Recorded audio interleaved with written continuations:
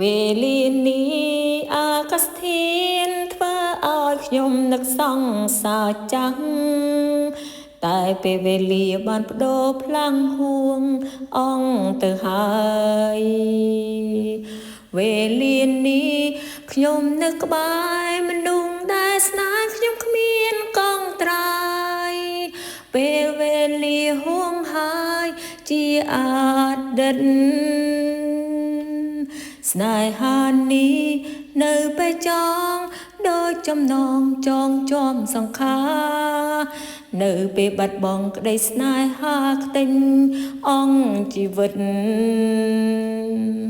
ខ្លាំងចង់ស្លាប់ខ្លាំងចង់ឈួនខ្ទេញតងសួនខ្ទមអស់បេះដូងពិត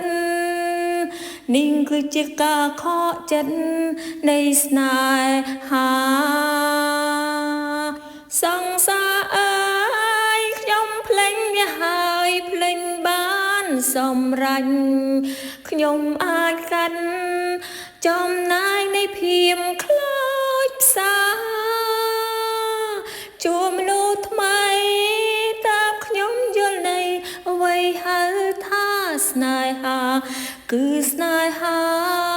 ស្នេហាគឺការលះបង់មួយជីវិតបើគិតត្រូវកុំសោកសៅនឹងក្តីស្នេហា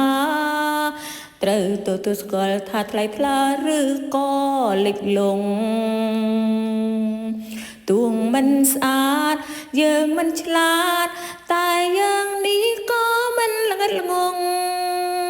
បើសិនគេមិនលងយើងចាកចេញ